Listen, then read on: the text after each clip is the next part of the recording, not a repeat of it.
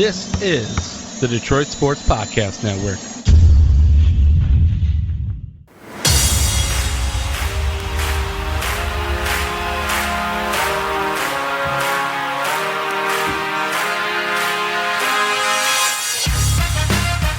So now can everyone just hop over to my side and agree that star players, young top overall picks should not be playing in the Summer League? Because this is what happens when they do. We almost lost Ivy and Durant in this game too. Exactly. Like these players of this caliber that you know are going to be on your roster day one. And I'm primarily talking about Ivy. I really didn't have a problem with Jalen Duren playing in Summer League. Mm-hmm. But players who are going to be on your roster and a focal point of your roster day one of the season and day one of their career, what do they need to showcase in Summer League? I understand putting them on the roster to practice with their teammates, a la what you did with Cade and Sadiq. I don't see a reason for putting them in these games. What are they gaining? All they're experiencing is playing against the exact same talent they played against last year, and honestly, some worse. And honestly, talent you could argue is worse. Because half the guys that you're going up against ain't going to have a job. Or they're going to be bagging groceries in a couple of weeks. Yeah, but they were still the better half of the college players that they're going to. Like, cool. I don't care. If you're a scrub in college, I'm making it to Summer League. Okay, cool. I don't care. The talent isn't that good. It's just not. Most of these guys aren't going to be in the league. So what's the point of playing against them? They're not gaining anything. They're just risking the chances of getting hurt. For my own selfish purposes, it's fun. It isn't even fun because the product is bad. But obviously, we are on. This is the Fan Report. We are on episode number 165. I'm Nick, and with me is Andrew. Follow us on Twitter at Real Fan Report as always, and thank you to Detroit Sports Podcast as always for hosting us. Obviously, we're talking about Jaden Ivey and the Pistons here, and the Summer League situation that Jaden Ivey came down weird on his ankle and sprained it, and obviously it's come out that it's not serious. He's going to be okay. He said he's going to be okay. Like, yeah, that's great. But what if he broke it? We are recording this on Tuesday, by the way. There still no word, and they do have a game tonight. Still no word yet on if he's going to play. But if he plays, I'll be furious. They should shut him down. Because like even if like he's okay, there's still the worry about like unnecessarily favoring one ankle and then just causing injury just from moving unnaturally. That's how you create further injury. That's how you create bad habits. Yep. There's just no possibility of a good situation coming out of him playing at all the rest of the Summer League. Like, what is he gaining? Nothing. And the negatives very highly outweigh the good right now. Very highly. And that's how I believe from day one of the Summer League. The negatives very highly outweigh the positives of what can come of playing in Summer League for these guys. I was about to say, to clarify, the negatives outweigh the good we mean of the possibly playing of not his performance. Right. Oh, absolutely. Absolutely. His performance, though, but Summer League performances don't matter. Oh, yeah. Who cares? Look at Stanley Johnson. What the hell's he done in the NBA? Nothing. Yeah. What did he do in Summer League? Tore it up. I throw away all kinds of stats and stuff from Summer League. Those are irrelevant to me. The only takeaways that I take from Summer League, and you'll see when I give you my title takeaways from the first two games, is just kind of getting an idea what players have been focused on in the offseason. Because what they've been focusing on, they'll try to work out in Summer League and see how it works. And guys that you're referring to are guys that are young talent that aren't guaranteed big parts of the team or are fringe guys or guys that just need to work on some things. I'm talking to like the first guy I'm talking about is Beef Stew. He's one of those guys I would say has things that you need to work on. He's one of those guys who his spot in the rotation is in doubt. Like if he doesn't improve this year, his spot in the rotation largely becomes minute and small. And the same goes for Killian Hayes. These are make or break years for those two guys. Because if they don't improve, they're probably on the way out sooner rather than later. Those are the type of guys that Summer League makes sense for because you're working on specific aspects of their game that you've pinpointed are flaws and weaknesses in their game against NBA talent. You're not able to pinpoint a damn thing on Jaden Ivey's game in Summer League. Promise. Unless it is so glaring. And if that's the case, why the hell did you draft him? Yeah, like the only negative takeaway I had from Jaden Ivey's game from Summer League is just he needs to play more in control, which the second half of the first game looked a lot better than the first half. He was turning the ball over quite a bit in the first half. I don't think he had a turnover in the second half of the first game. Probably was a little bit excited. Yeah, exactly. Yeah. And the second game, he was off the hot start before he sprained the ankle. But notice how teams started to see what happened to Jaden Ivey and immediately said, "Oh no, we're done." Yeah, Banchero's done for Summer League. Banchero done for Summer League. They said, "Oh no, we're not taking this." They saw what happened to Shaden Sharp. Like Shaden Sharp played all 5 minutes. Shaden Sharp is one you can make an argument that Summer League is something to have him play. Because 100%. I'm not arguing against Shaden Sharp playing Summer League. I'm just saying the injury of Shaden Sharp scaring people away from Right. Jaden Ivey had nothing to prove with Summer League. Like I see zero reason to play a guy like that. And the same one for Cade last year. Why? What is the point? Nothing positive can come from it. Nothing. And didn't Cade get hurt? Yes, wasn't that when his ankle injury happened? And then guess what he he did to start his NBA career? He was terrible. He missed all of training camp and preseason and the first few games. He was terrible. Yeah. Thankfully, the Jaden Ivey injury is not serious enough for him to miss that. But right, and great. You know that's good. I'll be honest with you, we lucked out in that regard because this would have been 2 straight years where our top pick would have gotten hurt in Summer League and had to miss some time in the NBA season. And then when he comes back, he starts slow because he missed time, and he's still probably playing hurt. Learn from this, please, because nothing good comes from Summer League. Not for these guys. Guys like Isaiah Stewart, Killian Hayes, Isaiah Livers, it makes sense for them to play Summer League. Not guys that have their spots cemented on this roster day one. But some high-level takeaways, though, from Summer League. The first guy I want to talk about was Beef Stew. So it looked, and he's done too. He played the first 2 games, and he's done for the rest of Summer League.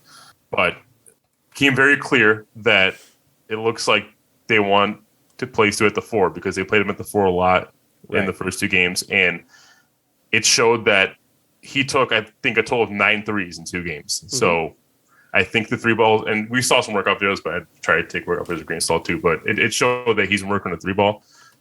Again, don't want to take percentages into account here. He did shoot 5 and 9. That does not mean he's going to shoot 40% from 3 in the season. A lot of those were probably wide open. Yeah, so take a lot of them were. Salt. Yes, a lot of them were.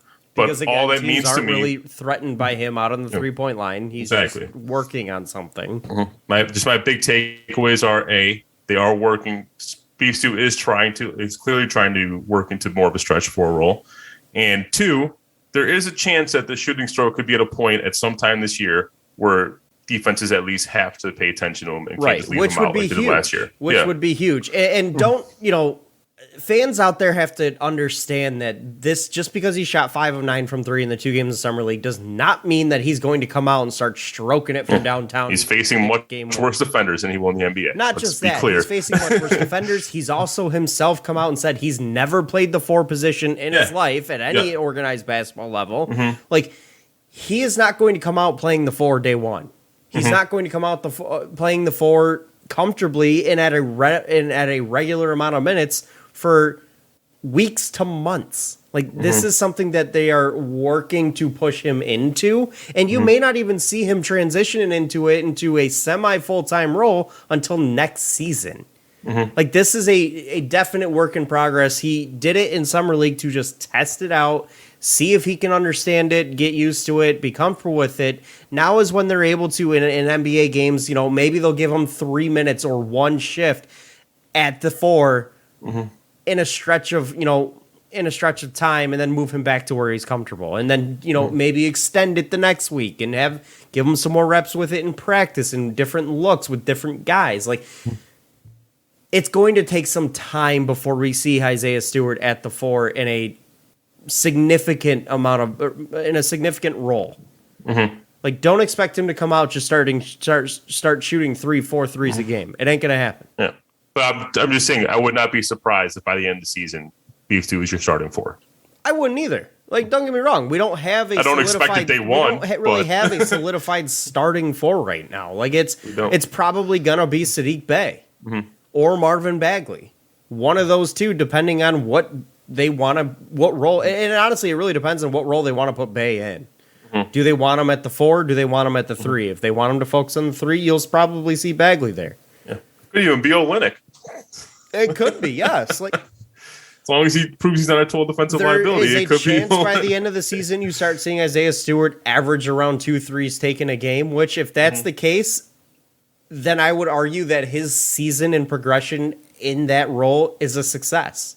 Yeah. As long as you see the 3-point attempts going up throughout the season, that tells you it's a success. That means that it's working and he's getting comfortable with it. Yeah. And shooting at percentage where people at least have to pay attention to him. That's all you need to stretch the floor. Right.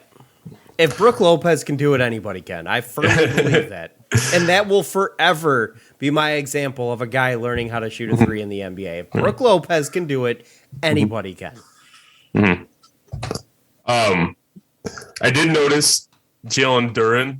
One, I don't want people to overreact to how well he's played. And so, I mean, yes, he did look very raw, but just his body in general, he's going to be able to get what he wants against competition in Summer League. He's not going to be able to do that as well or as frequently early on in the NBA. So, like, anyone saying that based off the first 2 Summer League games that Jalen Duren should be the starting center, I'd say temper your expectations. Not only temper your expectations, get that out of your head. Like, there's no way. You know what I did find really interesting, though? Very first game. I think it was in the first quarter even. No, sorry. It might have been the second quarter. I don't know. But Jalen Duren gets the ball in the paint, backs down his defender, takes a turnaround J. He missed, but he looked scarily comfortable taking that shot. And I don't know whether to be excited about that or whether to be scared. Which, in all honesty, that's great that he has that comfortability. Like, I love that he's able to, have the comfortability to make plays that we didn't think he could. Summer League's a place to try that out. If you want to try out a new strategy game like that, Summer League's a place to do it. For somebody his age, I'm willing to let him try just about damn near anything because, frankly, come day one of the roster, he's probably going to be in the G League, and that's probably where he should be. And down there, continue working on stuff. Continue stepping away from the basket and building parts of your game. Like, that's what he's going to be able to take the time to do. So why not start now? Consider this G League preseason, G League Light, whatever you want to call it. How many minutes would you want to see Duren get to start the year? Is it 0, or are you looking for like 10 minutes a game? I'll be shocked if he gets 10. Like, I'll be honest with you, I straight up think he's going directly to the G League. I just don't see too much room on the roster for him right now. Like, if this team wants to win basketball games this year, there's probably not a spot for him on the roster right now. Like, you look at what you have down low. You have Isaiah Stewart. You have Olynyk. You have Marvin Bagley. There ain't a ton of room there for another 5. Yes, you can probably play Olynyk alongside. But Duren's a post presence that none of those people are. But You're then right. you have Noel. And Noel too. Yeah. And Marvin Bagley can play the post too. There's no question about that. He proved that last year. I'm talking about defensively. Defensively, yes. Okay. Nerlens Noel is another one. There's just not a ton of room. You have 2 guys at each position, if you really wanted to force it that way, that are probably ahead of Jalen Duren on the depth chart. So frankly, I would rather him getting as much time at a level arguably a step above college ball in the G League and getting a ton of minutes there as opposed to sitting on the bench and doing nothing here. Get him some experience. He's 19 years old. Yeah, like if Dwayne Casey thinks he can find 10 minutes from the lineup, then sure, I'd rather him get the 10 minutes. See, I disagree with that. I disagree with that. He's 19 years old. I don't think 10 minutes provides much value for him. I'd rather him go straight to the G League. Okay, sweet. I'd rather he's 19. Who cares? Go down to the G League and work on your game. He's 19. Playing 10 minutes a game doesn't do a damn thing for you. Whatever, 18. Exactly my point. Go down to the G League. Play 30. That's way more. Because in all reality, what does he need to work on? He needs to work on building the aspects to his game. It doesn't matter entirely what competition level. The NBA competition level is not going to help him. And frankly, it could destroy his confidence. If he gets demolished down there, You could destroy the kid's confidence forever. There's no reason to do that to him. Don't. That's why you bring him off the bench against backups. You're not doing what you do with Killian and throwing him on the starting lineup. Backups in the NBA are better than G League players. Obviously. Oh, yeah, obviously. And if he gets demolished down there in those 10 minutes, what value did he gain out of that? Put the kid in the G League, let him work on his game for 30 minutes a night. Frankly, I don't see a reason to bring him up right now. Put him down there and leave him there for the year if you have to. And if you wanted to bring him up halfway through the year, sweet, I'm all for it. That means he's ahead of schedule. I frankly don't really expect to see Jalen Duren playing full-time NBA minutes, like 20-plus minutes, for another year at least. He's 18 freaking years old. I would be surprised if he, at any point this year, got more than 20 minutes per game. He's 18. Yeah. Let the kid play G League ball and get some experience. Yeah. NBA playing 10 minutes a game ain't going to do a damn thing for him. Sorry. I don't believe in it. At some point during the year, if you want to bring him up for, injury emergency situations, all right, fine. That I'm cool with. But move him right back down when the time comes. Let the kid grow. The highlight of Summer League for me, outside of just how fun Ivy was to watch play, was actually Isaiah Livers. He was fun, wasn't he? Yeah. Jaden Ivey looked pretty damn good out there. It got me a little excited. And I don't like Summer League ball. I think it's bad product, but it got me a little excited watching the kid play. It was fun. I can't remember I can't remember who it was. It was some NBA analyst. Basically tweeted out how Jaden Ivey had shades of John Moran and D Rose, and I'm like, all right, let's chill, chill. Speaking of John Moran, did you see the story that ESPN posted about how he was trash talking Michael Jordan, saying he was just another superstar of today, and it turned out the whole damn thing was fake? Oh, I didn't know. I saw that. In that interview, even the person who interviewed him came out and said he never said any of this. It was a Twitter account called Ballsack Sports who originally posted the story. Familiar. Who originally posted the story about John Morant saying all this stuff and in ESPN an interview. Ran with it. ESPN ran with it. They didn't think, Ballsack Sports might not be a legitimate source. Apparently not. And it honestly what's happening just to journalism? Affirms everything I believe about ESPN of today. What is happening to journalism? It just affirms everything I believe about ESPN. Bleacher Report too. Like they're just as terrible. But it is probably the funniest thing I've seen all week. Like I was dying laughing. They took a piece from Ballsack Sports and ran with it. Not just in an article, but on national TV. Kendrick Perkins was commenting on it. Yeah, they pushed out like notifications to people's phones and stuff. Like, it was that bad. Okay. Yeah. That's embarrassing. Yeah. And now Ballsack Sports all over Twitter is just trolling the hell out of ESPN. They said, I'm going to put content creator or content contributor for ESPN on my resume now. And, I was dying. But back to Summer League. So I honestly think that Isaiah Livers has been the brightest spot for the Pistons Summer League squad. You know who else looked damn good in Summer League? Stanley Johnson. I'm not giving you stats like I would have given you in the Stanley Johnson era. I don't buy Summer League success. I don't. I'm not even talking about he has been successful, but the reason I'm saying he's a bright spot is my big complaint about Isaiah Livers last year, and why I said that I was actually surprised at how much he's actually able to stay on the floor was because I was worried about him defensively. Okay, but he's guarding mailmen. I'm not plumbers.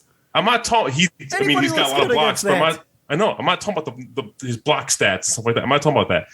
I'm actually just talking about how he looks a lot more focused, a lot more locked in defensively than he did in college. He's doing it against plumbers and mailmen. He's communicating on the defensive end in ways he wasn't last year. All I'm saying is I liked what I saw. All right, so all we know about Isaiah Livers is he's better than mailmen and plumbers at basketball. Congratulations. Like, again, I hate Summer League. I hate talking about it. I hate putting stock in it. Like, it is such, it's not basketball in my mind. Like, it's not NBA basketball. It's not even close. I'd rather watch a G League game. Like, well, you're not going to get to watch like Chet Holmgren and Jabari Smith and Paolo in G Livers League. is a guy who, for his entire career, will most likely be up and down from the G League, fighting for a roster spot year in and year out. Are we really going to get excited about him for that? All I said is I liked what I saw defensively out of him. That's all I said. Yeah, he did it against plumbers. Anybody would look good. That's why I'm not sitting here citing he's like leading the team in blocks. Why am I not sitting here citing that? So he looked, but again, if he looks good defensively, it's easy to look good against bad talent. I know. I'm not saying about like how well he's able to stay in front of his man. I'm not saying stuff like that. I'm talking about communication. Talking about his communication. What communication? Did you have a microphone listening to him talk to his teammates on the floor? No, you could literally hear it through the TV. That's how bad Summer League is. Just him rotating, always being in the right spots. Like he looked like he knew what he was doing out there more than he did last year. And you know what? The game runs at about 20% speed of the NBA. It's a hell of a lot easier to do that against 20% speed. Fully acknowledge that. That's also why I'm not citing Jaden Ivey's passing court vision ability that he showed off, because I'm like, yeah, he showed off some court vision that wasn't super evident at Purdue, but let's see him do that in NBA game speed, because even Cade struggled with that. And Cade, one of his biggest assets was court vision coming out of college. So that's why I didn't cite that. I like Isaiah Livers. I like him as he fits a definite need on this team. Like, I would love to see him succeed. Mm-hmm. I just don't see the talent there. And I'm not going to put any stock in what he did in the summer league to say that this guy is going to be a successful NBA player. Like, I'll believe it when I see him do it in the NBA regular season. That's when I'll say, all right, he looks more focused defensively. He's in the right spots defensively. That's when I'll put stock in it. I will not put any weight or any belief in a guy because he can do it in summer league. None. I'm not saying start him. I'm just saying. I'm not even saying like Andrew. There are people on Pistons Twitter saying if Isaiah Livers plays like this in the regular season, he needs to be our starting four. If he plays like that in the regular season, but just because he does it in summer league, I'm not even saying he's going to play like that in the regular season. I'm just all I'm saying is I like what I saw. If you're not catching what I'm trying to put down here, is that summer league's not worth talking about. Mm-hmm. There's nothing you can. Realistically speaking, you should be taking nothing of substance from a summer league situation. Well, would you agree with this? Would you agree with this statement? If you're a third-year player in summer league, you should dominate, right? I mean, yeah. If you don't, what the hell are you doing playing basketball? You should be a plumber or a mailman. Yeah, because Saban Lee has looked awful in his 2 games. He is an enigma. Guy goes down to the G League and drops 40 points in multiple games. Comes to the NBA, looks lost, and then looks lost in summer league. Like I'll be honest with you, I'm about done with Saban Lee. Yeah. I'm done. There were stretches in the first game where he was dribbling around aimlessly for so long that you could actually hear the coaching staff yelling at him to move the ball. Like I said, I'm about done with Saban Lee. He can't shoot. He's a decent defender. He's a decent distributor. He's a ball stopper for the most part, though. Like I'm good on that. You can find a Saban Lee. You can find a Saban Lee from your local basketball court. Frankly, like I don't think he's that great of an NBA player. He dominates in the G League and then comes up to the NBA and is just lost. Like I don't understand it with him because of what he's able to do in the G League. Like I think he was able to get away with his athleticism a little more in the G League than he was in the And you're probably right. But why isn't that showing up in Summer League? Because frankly, I think G League's probably better than the Summer League. Because guys are actually trying and playing their games as opposed to trying things they're not comfortable doing. Summer League is about 75% G Leaguers and 25% NBA players. And it's 75% G League players that are trying out uncomfortable things, and 25 and the NBA players that are there are borderline for the most part and are trying out things that they're not comfortable doing. Or they're rookies or sophomores. Right. And they're trying out things that they're not comfortable doing. Yeah. Like that's not an NBA player playing at his best. Mm-hmm. It's an NBA player doing things that they don't do. Yeah. A la Isaiah Stewart taking 9 threes in 2 games. It worked. But that's my point. Yeah. Also, Killian, he only played 1 game, but he's somebody I think could have used additional work in summer league. I agree, and even in his first game, he seemed very passive. I did not get any sense he was trying anything out. He didn't seem to want to shoot the ball. He just kind of was there. I take my comment back about Killian because I like his game. I like the entirety of his game, except for the fact he's not hitting shots. And I don't think Summer League's going to change that. I'd rather him be in the gym taking 500 shots than playing in a Summer League game. I want him to do that in Summer League. I want him to put up 15 shots, 20 shots. Which, fair. That's fine. But I don't think there's any aspect of Killian's game that I have to say, oh, he's got to work on besides shooting. Like, obviously, he's got to work on everything.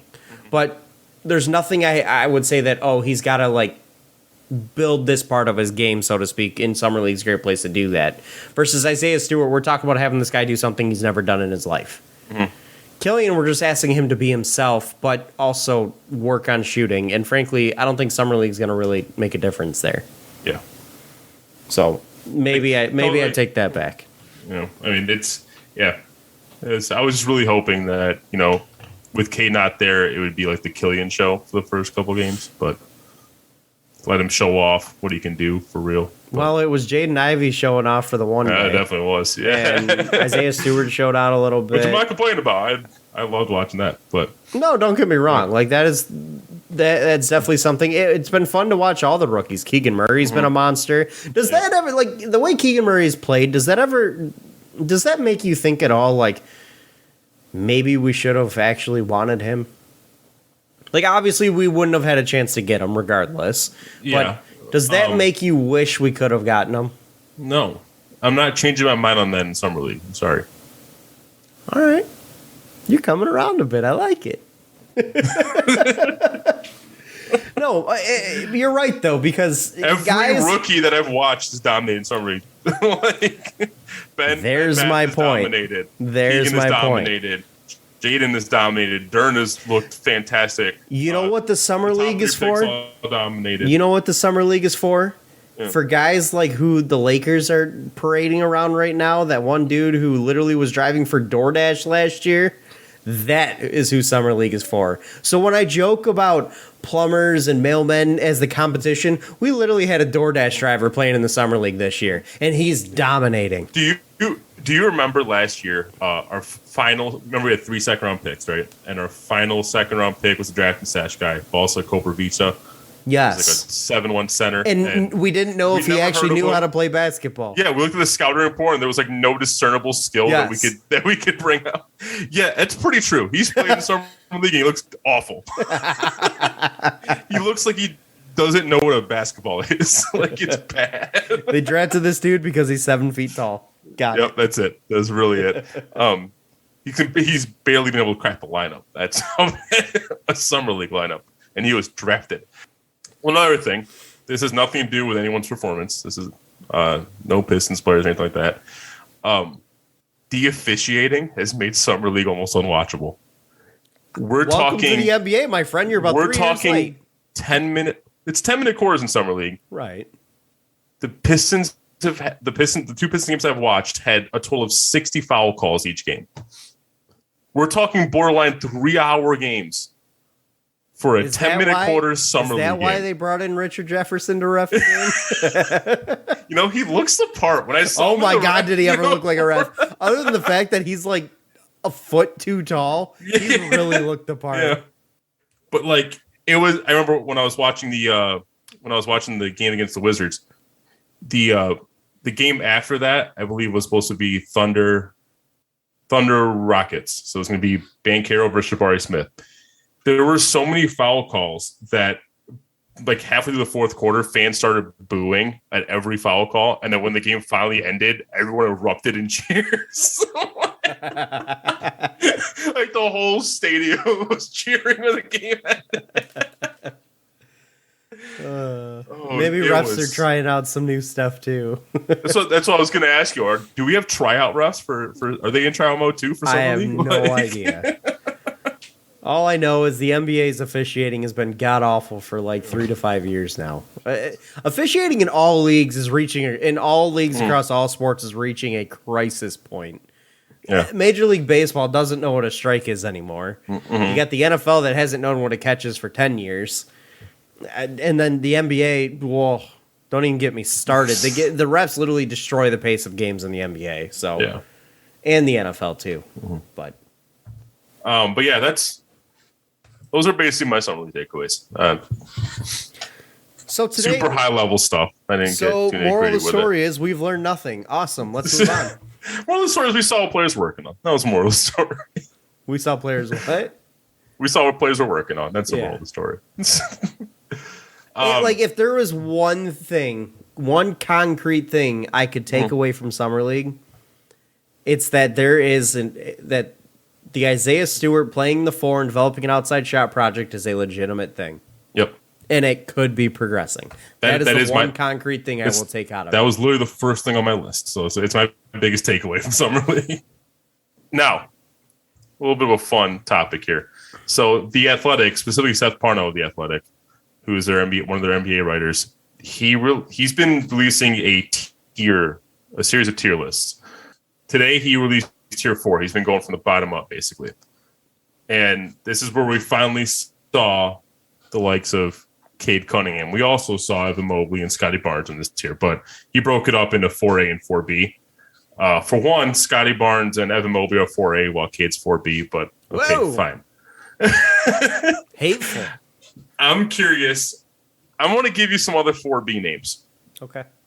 For context, give me 5. Give me 4B. Oh, you then want give me 5 too? 4A. Yep. Give me 5. Give me 4B. Then give me 4A.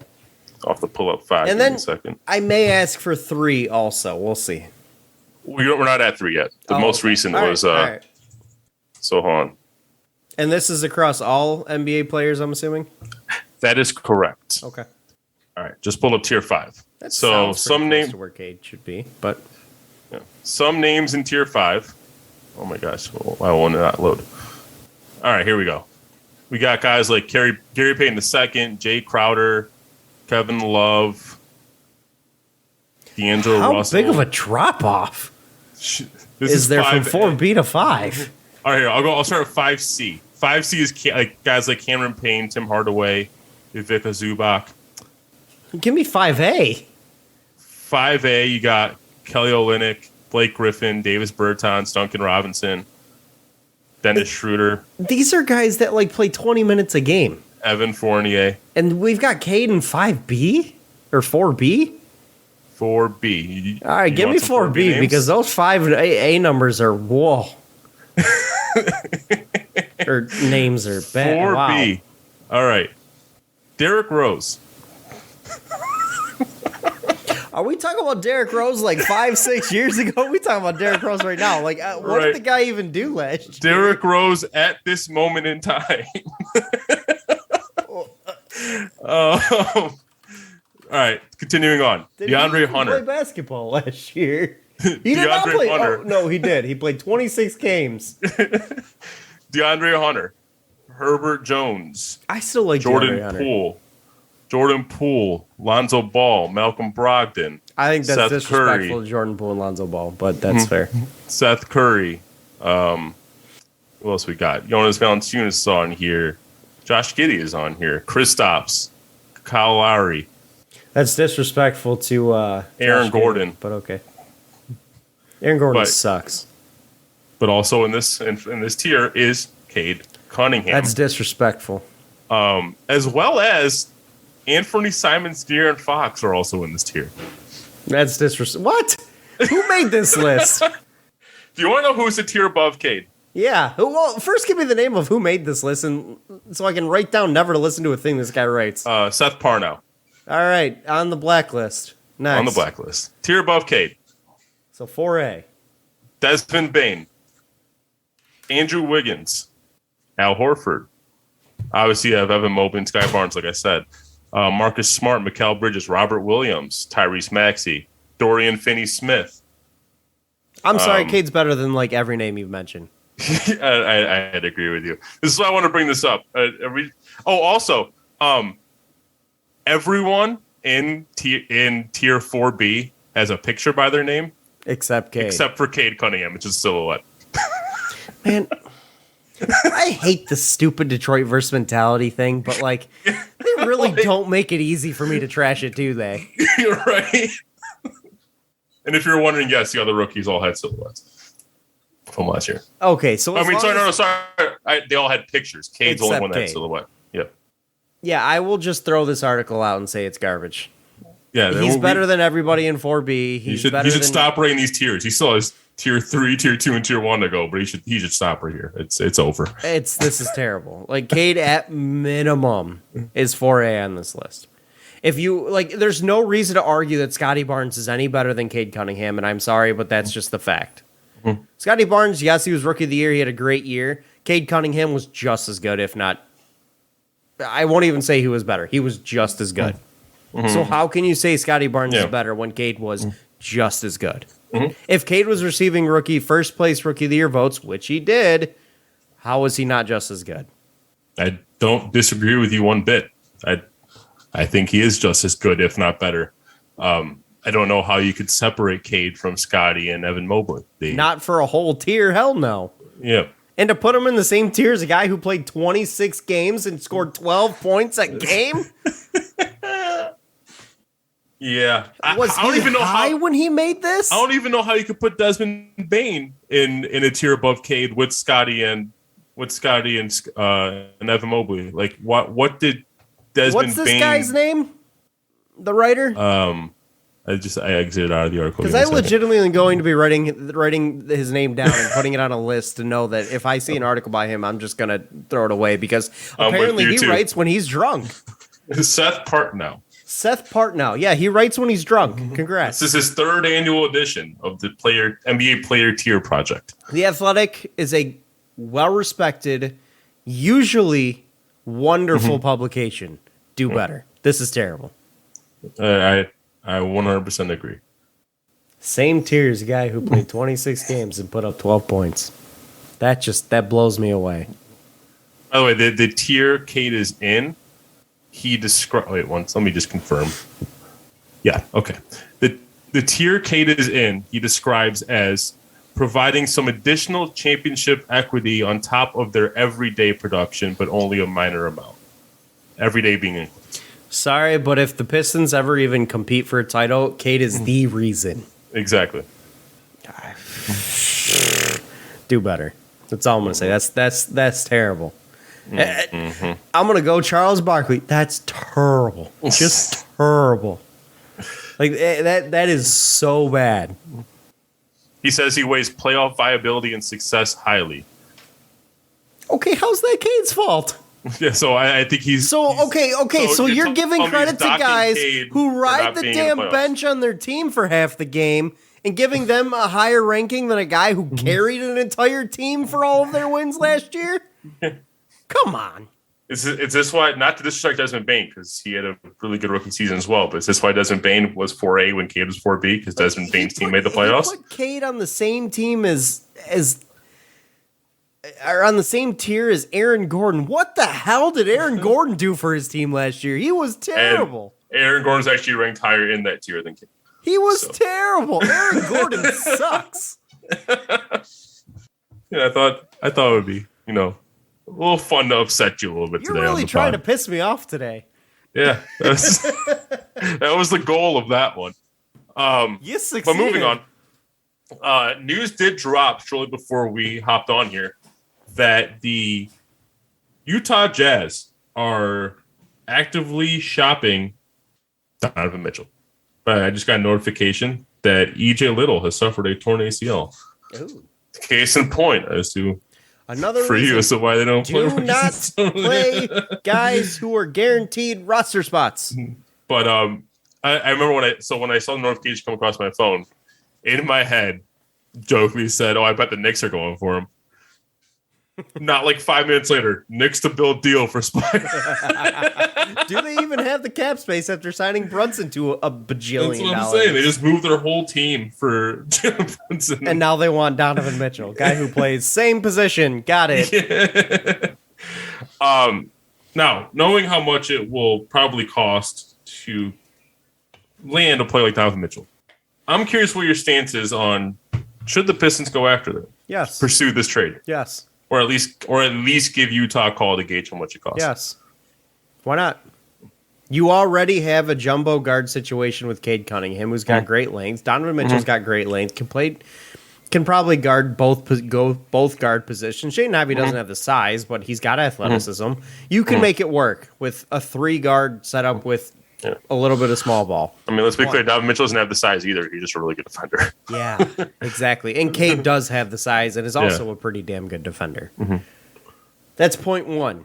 Point 2, I'm ready to start freaking winning some games. Let's make it happen. Point 3, this has kind of been a long time coming with Donovan Mitchell and the Jazz. It's been no secret he has been unhappy there. And apparently trading Rudy Gobert was not enough. He wants out. So the Jazz might not have the most leverage in this situation.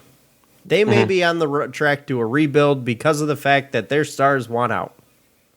Next point. You're talking about a 26-year-old under team control for 4 years. Well, 3 in a player option. It's not a cheap contract, but it's not bad as far as relatively speaking. Superstar max contracts are in the 40s. Yep. And his is 30.3 for this year, 32.6, 34.8, and then his options for 37. That, honestly, for a superstar, that's affordable. And you got oodles of cap space next year. And frankly, you can move some contracts, make it work this year. So what am I willing to give up? Multiple first-round picks. Multiple. So just for comparison's sake, let's talk about what the Jazz demanded and got for Rudy Gobert, their other star player on this team. They got Malik Beasley, Pat Beverly, Jared Vanderbilt, Leandro Balmaro, 3 unprotected first-round picks. A 4th was protected. And then also the Timberwolves first-round pick this year in Walker Kessler. So they got 4 bags of trash and 4 first-round picks. Got it. I mean, Malik Beasley and Pat Bev can contribute. They got 4 bags of trash and multiple first-round picks. So I'll give you 4 bags of trash and 3 or 4 first-round picks. Sure, I know that's not going to be enough for Donovan Mitchell. Frankly, I would be willing to give up anybody not named. You want me to be really honest? Not named Cade Cunningham. You want Killian Hayes? All right. I would like to keep Ivy and Sadiq on this team. I would like to, but if it meant I could get Donovan Mitchell, I could be swayed. We're talking about a 26-year-old in his prime that under contract, under team control for several years. That's pretty damn good. And to put him alongside Cade Cunningham, whoa. So if it took Sadiq, Ivy, and 3 firsts, would you do it? Sadiq, Ivy, and 3 firsts? I'd probably say no to that. You'd have to pick one. Pick one of Sadiq and Ivy plus 3 firsts. If you told me right now that they wanted Jaden Ivey and 3 first-round picks for him, I'd say yes. Why? Because Jaden Ivey, I just hope he turns into Donovan Mitchell. That's a good point. Yeah. So I basically get Jaden Ivey in 4 years. For a lot more money, but I'm ready to win. I want to start winning some games. So yeah, if I can find a way to add Donovan Mitchell to this team without giving up too much, let's just put it this way.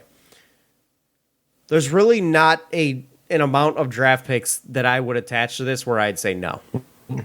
Yeah, draft picks you can have as many as you want because I hope this team is winning for 5 to 7 years anyways. You can have as many draft picks as you want. I don't care. No, I'm not going to sit here and be ridiculous about it. Say you can have my draft picks for 5 of the next 10 years. That's not going to be the Brooklyn Nets here. No, that's obscene. But I will be willing to give you multiple first-round picks. And I ain't afraid to do it. I'm ready to win.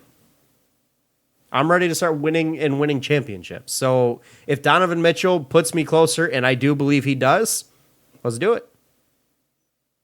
Yeah, and Donovan Mitchell's not the type of player that's it's going to cause you any locker room issues or anything. Right. I mean, for everything I've seen with Donovan Mitchell, he's a player that's got a good head on his shoulders. There was some got to drive on the court last year with Rudy Gobert, but I think a lot of that had to do with frustrations. Just a relationship with Rudy Gobert. Yes. Yeah. And I don't think he would have that same issue with Cade and Sadiq and Isaiah. Like, I don't think we'd have that same problem here. Yeah. I will say your backcourt will be heavily outweighing your front court. But, I mean, the Warriors won how many titles with that pattern? And I mean, it already has the potential to be that way, even without Donovan Mitchell. But again, the Warriors won how many titles doing it that way? 4 and almost won a 5th. They do have 2 all-time shooters in their backcourt. Yeah. Well, that's my point. Like their backcourt heavily outweighed their front court. Like, it was way better. It carried them, basically. Yeah. So, again, that mold is not something you got to be worried about. Mm-hmm. Now, CBS did report that the 2 most likely destinations seem to be the New York Knicks or the Miami Heat. Seems Miami's in play for everyone for some reason. Miami's always in play because they're sounding like one of the most likely destinations for KD also. There's 2 big reasons for that. Well, South Beach, 1, and 2, it's a no-income tax state. So players want to go there. So they're probably trying to push their teams to be traded them there. Like, Miami has it also helps that they have a respected coach in Eric Spoelstra. Spoelstra's probably one of the best coaches in the league. And a team that's set up to win right now. So right. And he gets to play alongside Jimmy Butler. Like, that's wonderful. Like, I would love to play alongside Jimmy Butler. You want to talk about a dude that wants to win? That guy right there. But the Miami Heat as an organization have it on easy mode in terms of bringing in talent. Mm-hmm. Because of where they are. Detroit, we're playing on expert. We're playing on expert. Hall of Fame level. And now I will say, Riley should never win executive of the year. It's too easy over there. No, I 100% agree. I will say this: Cade's an attraction. I can see people wanting to come here to play alongside Cade. You just look at what players have already said. DeAndre Ayton said he would like to come to Detroit to play alongside Cade. That was, I mean, you also wanted the money probably, but you wanted to come to Detroit to play alongside. I'd have given it to him. I've said I said it last week. I wish we would have done it. I want to see. I want to see some winning basketball. Props like. I am so frustrated with losing in this town. I don't like to lose. I'm a very competitive person. That I've been in straight up physical pain for the last God knows how many years watching all of our teams lose repeatedly. Mm-hmm. Physical pain. I want to see some wins.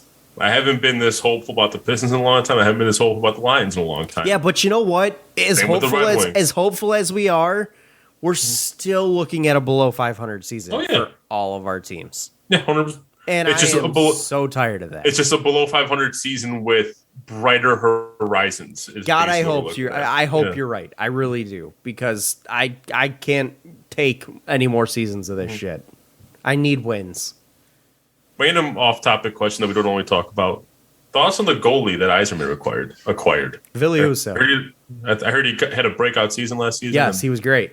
He had a great season last year with I want to say a 917 save percentage. He pretty much, you want to say he carried the Blues in the goal in the crease between the pipes last year. So it was basically a situation where the Blues couldn't afford him and they had to let him walk. He was a restricted free agent as it was, and it was and the offer sheets that were gonna come for him, because there was a lot of teams with goaltender vacancies that the offer sheets would have just been outlandish. And Billy Husso, he did, however, take a massive step back in the playoffs. He got beat up there, which probably you can argue was a blessing in disguise, because that probably put him back into the price range that Detroit was willing to go pay to go get him. Now, the trade, obviously, because in hockey, what's a commonplace strategy is to trade for the signing rights to a restricted free agent. That's what they did with Nedeljkovic too, I believe, last year. So basically, he's a restricted free agent, but you can trade for that restricted status, and that's exactly what the Wings did by trading the third-round pick. And there's obviously the back alleyway or the back way to talk to the player first. Like, you get permission from the team to say, can I talk to him to see, we want to trade for him. Can I talk to him, see if we can come to a deal before we make the trade? They give you permission. You talk to him. They came to an agreement on a contract. They, put the trade in place to St. Louis. They said yes, and then we got the guy and immediately got him signed for 3 years. So I like Philly Husso. I think he's going to be one thing that was really an issue with the Wings last year was the team was very unstable between the pipes, and I think Husso put some stabilization there because Grice wasn't good, and Nedeljkovic was very Jekyll and Hyde. He was either really good or really bad. So if Nedeljkovic is off this next year, you can throw Husso in there and vice versa. So it works out really well. And it works great for the timeline with Kosa, too, because he's still probably 3 years away before you get your elite goaltender in there. So, But that's enough hockey talk. But yeah, and just before... Because I think you had one more topic, too. I did want to ask you, though, because I gave my answer on him. Yeah. Do you want the Pistons trade for Donovan Mitchell? I'm right in the same boat with you. I'd be willing to give up one of Sadiq or Ivy, but not both. And after 2023, because this is the last season, fingers crossed, I'm hoping that, like, the lottery is a significant possibility for us. I really don't value draft picks that much after 2023. No, especially if you had Donovan Mitchell. Your draft picks are probably in the 20s, so who cares at that point? Yeah. And frankly, like, obviously to make the money work, you got to include some bigger contracts. So guys like Marvin Bagley, we have a lot of money. So this year we really don't. This year we don't. Well, obviously, it would be this year we'd be trading for him, so we'd have to move some money. Sure. But like, take on Noel, take. But I wonder if we have enough room to absorb him and just pay luxury tax for 1 year. Oh my God! If Tom Gores is willing to do that, He's been in the past. I would have hope for him as an owner if he was willing to do that. He's been in the past. Tom Gores never been shy about spending his money. Yeah, but he did it with the wrong talent. Like Yeah, Blake Griffin.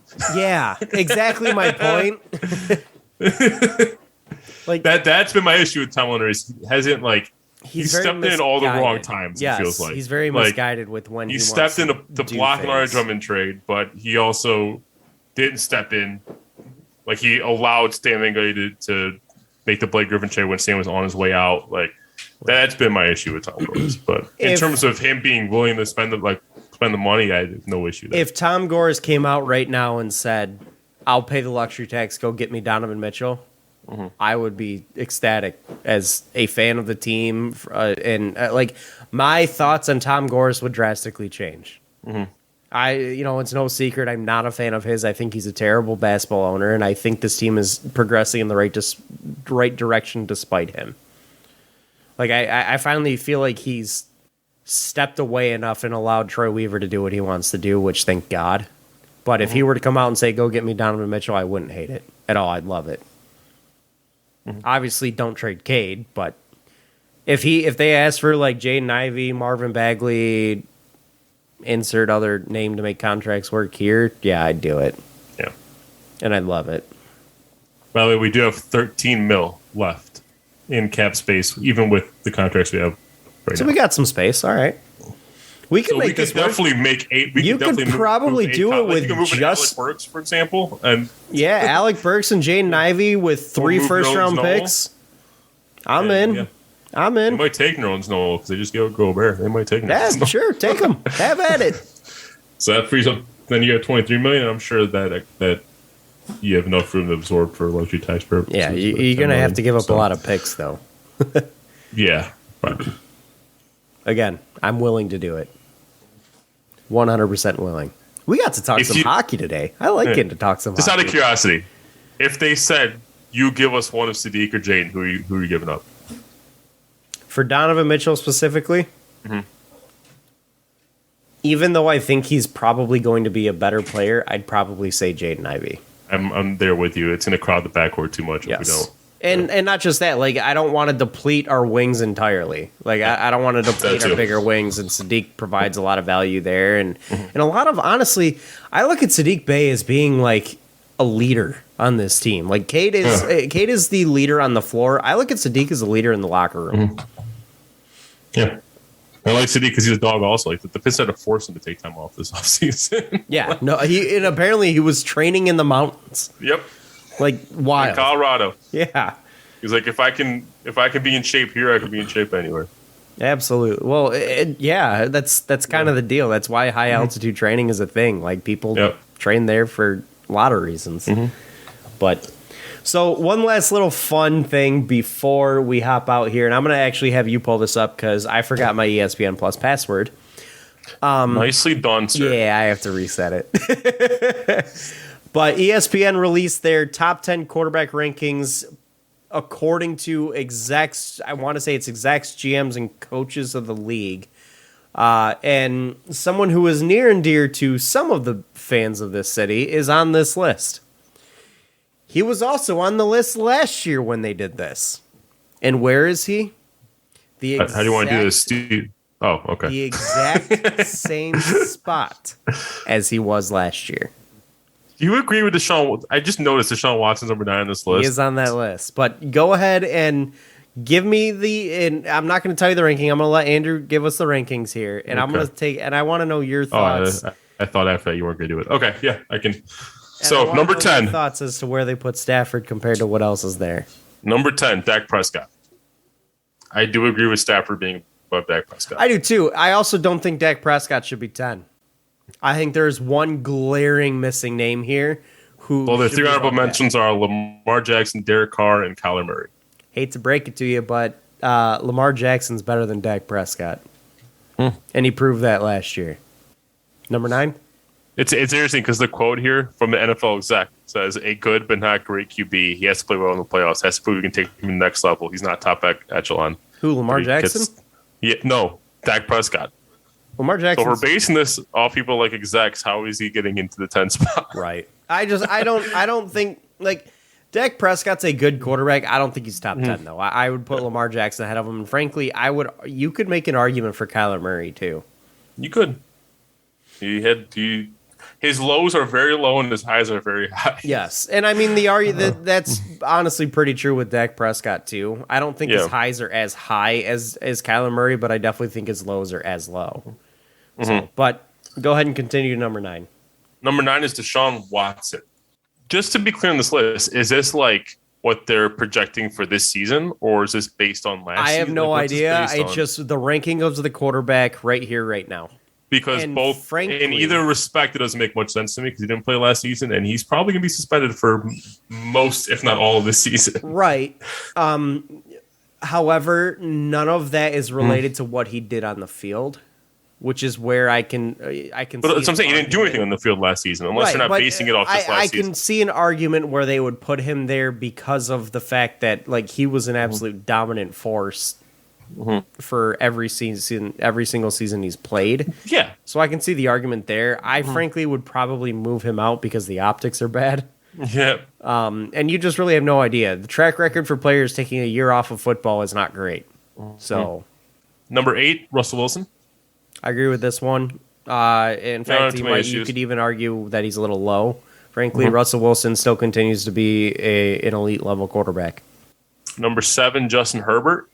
I think this is a fair ranking. I do too, and as somebody who is an unabashed huge fan of Justin Herbert, I'm glad he's getting some respect that he deserves. I love Justin Herbert. I think he's a fantastic quarterback. Number 6 is Matthew Stafford. And I wish we had him every single day. Matthew Stafford. Matthew Stafford? 6. No. Justin Herbert. Matthew Stafford at 6, and this is, again, exactly where he was last year. Yep. Do you have an issue with Matthew Stafford being in the same spot as he was last year? I'll be honest with you. If I were to move him, I'd only move him one higher. So I guess no. If you think about the fact, okay, he won a Super Bowl, he should move up. But when you start looking at the names above him, it's like, are you really going to put him above Aaron Rodgers, Pat Mahomes, Tom Brady? No, I wouldn't.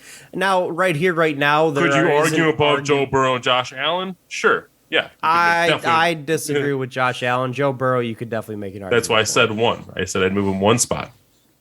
I'd move him to 5, which is where Burrow stands. I definitely think 5 is a fair argument, and you can even make an argument that Joe Burrow could fall all the way as far as 7, like move Justin Herbert up to 6. You could make an argument there because Joe Burrow had.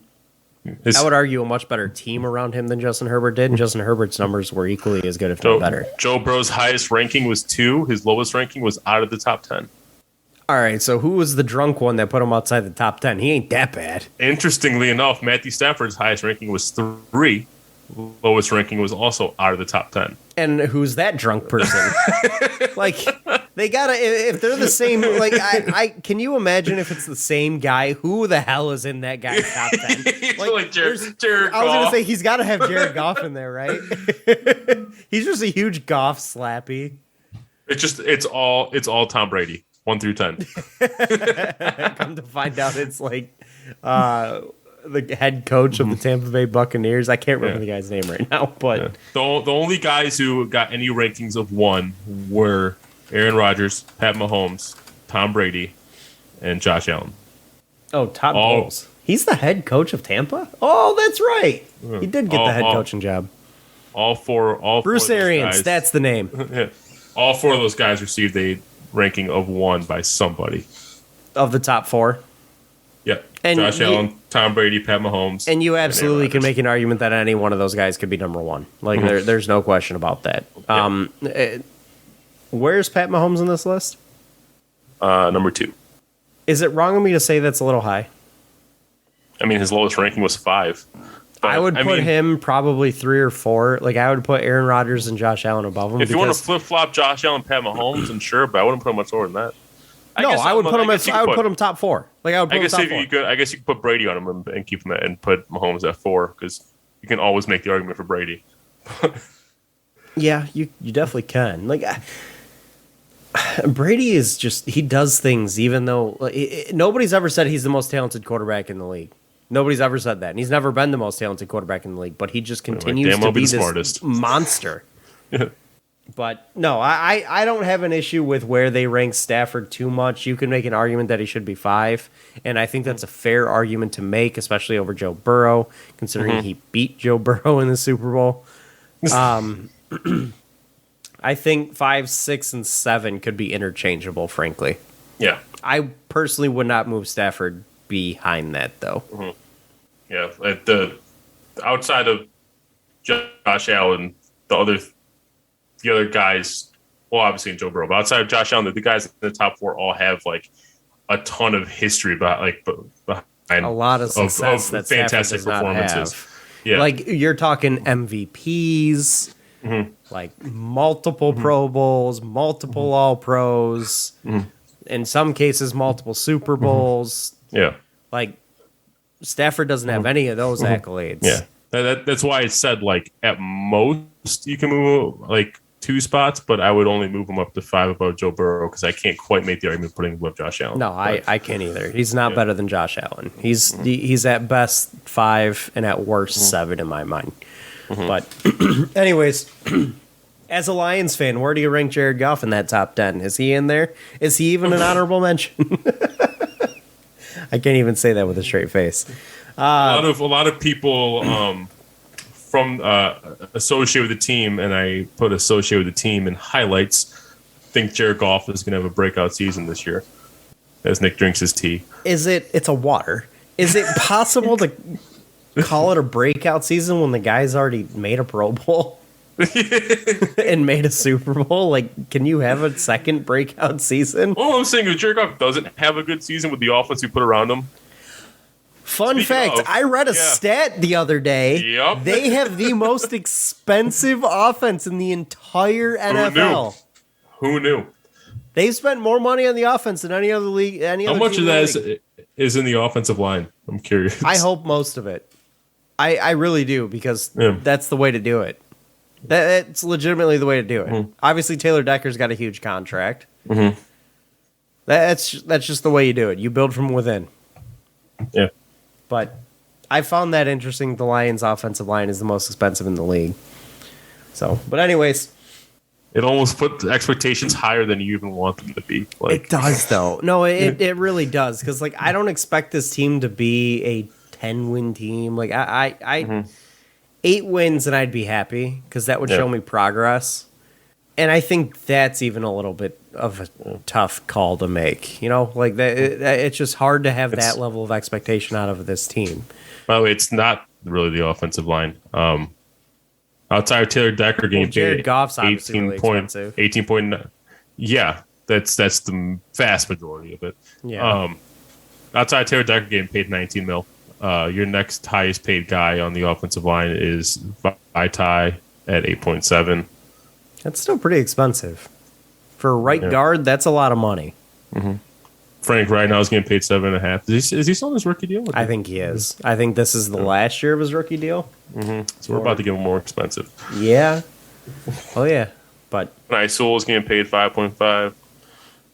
anyways, obviously, the topics we talk about throughout the weeks are ones of optimism with the teams in this town. We talked about a Red Wings move today, and I don't even think Andrew knows what a hockey puck looks like.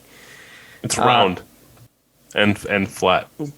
Depending on the point of view you're looking at. I mean, sure. But I thought you were about to tell me depending on the puck. I'm like, what? There's square hockey pucks now? Like, what's going on? But there's a lot of good things to be excited about, and we're going to close out on that. We thank you guys for hanging out with us this week. Catch us next week at same time, same place. I hope same time, same place anyways. No, I was actually planning on recording somewhere else. Well, it doesn't matter where we record. It gets released in the same place. Oh, I thought you were referring to us. You can record wherever the hell you want. All right, tomorrow or next week from Legends. As long as you can get into a quiet area where I don't have to hear everything in the background. But anyways, guys, thank you for listening. Follow us on Twitter at Real Fan Report is where you can find us. Follow Detroit Sports Podcast as well at Detroit Podcasts. They are a wonderful network. This has been the Fan Reporters by fans. For fans. Have a good week, guys. Enjoy it and enjoy your weekends. We will catch you guys next week. Andrew, thank you for joining me. Have a good one. Sir. Peace out. Peace.